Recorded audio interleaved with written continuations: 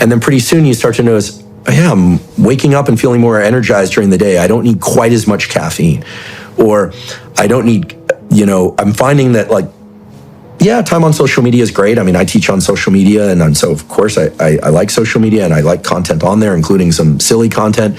But, do I really need to spend that much time with this?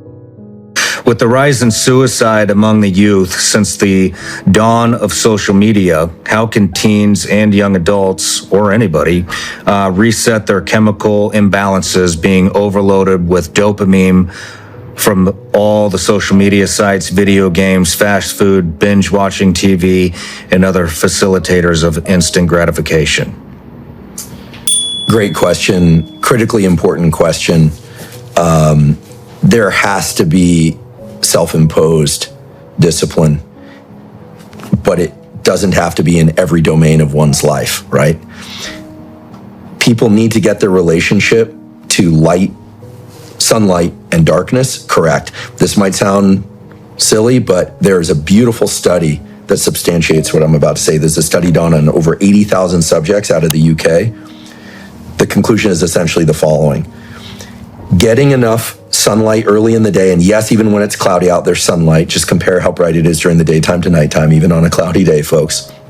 Getting some sunlight in your eyes and bright light, maybe also from artificial sources throughout the day, and then keeping it dark at night. It doesn't have to be pitch black, but on most nights between the hours of 11 p.m. and 4 a.m., unless you're doing shift work, and we could talk about that, thank you, shift workers. But keeping it dark at night and getting light in your eyes during the day has been shown additively to offset many of the negative effects of things like depression, OCD, ADHD, bipolar disorder.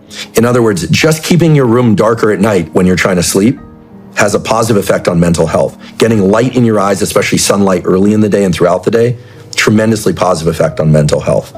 Okay, people will start negotiating. Can I do it through a window? Can I look at a video of a sunset? No, you go outside, you get some sunlight in your eyes without sunglasses, eyeglasses and contacts are fine.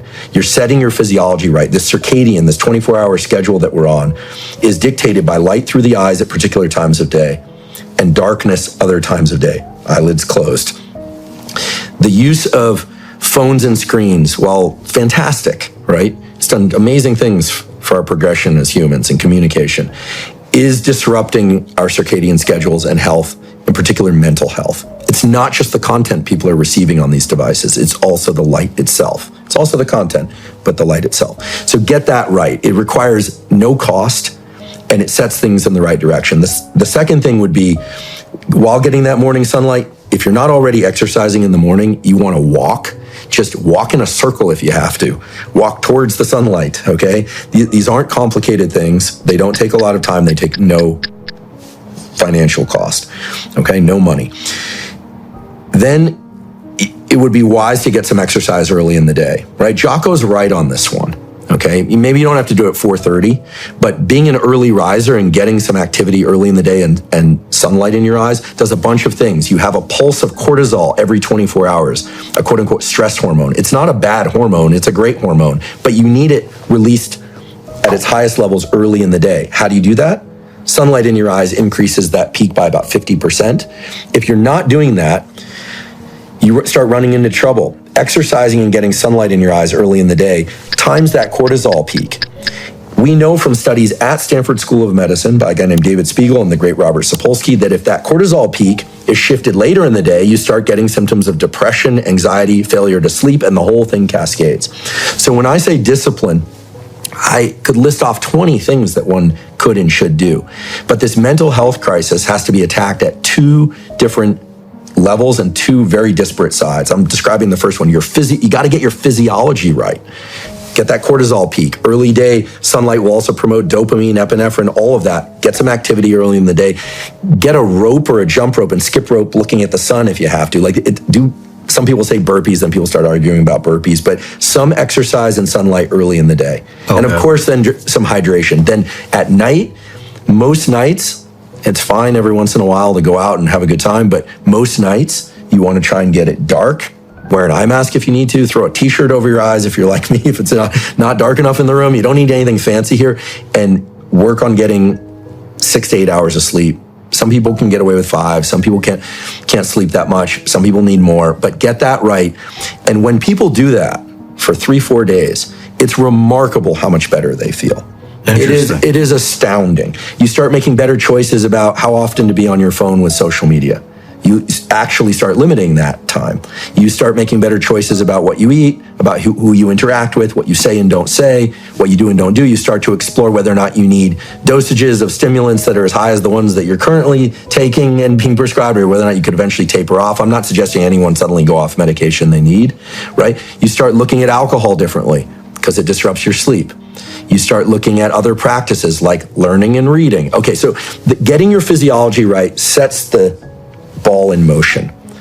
And then, as will probably come up multiple times during today's episode, you need some tool to learn to calm your mind, right? Your mind is going to spool. Nobody has a mind that's calm all the time and focused when they want it to be and falls asleep perfectly every night. Nobody gets that. No human being gets that, okay? So you have to put some work into it. That involves doing, maybe it's 5 minutes of meditation a day. I'm a big believer in prayer. I think that combines a number, if not all of the features of the things that we hear about, like meditation and all these other things, into a practice that if you spend some time with it, I think it can be very useful. Okay, I'm not here to push that. I just know that to be true. So get your physiology right, and the rest will start falling into place. And, you know, the online culture, my podcast, your podcast, Rogan podcast, and other podcasts, is replete with information about how to exercise right, how to eat right, how to do all these things, building your social connections, which are also vitally important. But if you're not getting your physiology right, the rest isn't going to work. It's just not going to work. You're going to have a very hard time sticking to anything. So the mental health crisis is going to be cured first by taking care of our core physiology. It starts with light, sleep, daytime behavior, of course, then hydration, nutrition, exercise, and all of that. But it starts with getting those things right. And then if you're inclined, it makes sense to explore a spiritual leaning. That can mean different things to different people, but if you're willing to explore those two areas, I'm willing to bet that within weeks, if not months, you can make substantial progress, and people start to feel that sense of agency, like, whoa, this is wild. I'm sleeping a little bit better and I'm feeling a lot better. I'm sleeping a lot better and I'm feeling a lot better. And all of a sudden, you can make better choices. Trying to find one choice in the daytime that's going to change everything, that's futile. Yeah. You might as well be asking for one pill that's going to change everything. Yeah. And if you don't think you can do this, then the physiology stuff, then start on the prayer side and pray for it and then go in that way. Whatever it takes to try and explore this, do it. That's my message, because it absolutely can be done. Man, it doesn't sound like it takes much. I mean, it doesn't. It's the consistency. And people are accustomed to doing something that, quote unquote, works the first time and every time. And there are certain practices that we'll discuss during today's discussion, I'm sure, that like can calm us down very quickly, that work the first time and every time because they're grounded in physiology. But these things like getting a good night's sleep, getting sunlight, at first it's subtle. And then pretty soon you start to notice, oh yeah, I'm waking up and feeling more energized during the day. I don't need quite as much caffeine.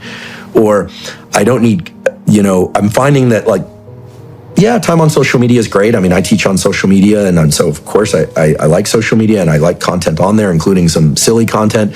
But, do I really need to spend that much time with this? This mental health crisis starts with people understanding that they can take control of their physiology and they can take control of their mind.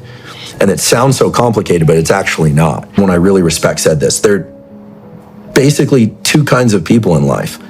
They're winners and they're losers. And the definition is this: losers take things that happen to them and that they feel inside that suck, and they wallow, and they use it for self or outward destruction.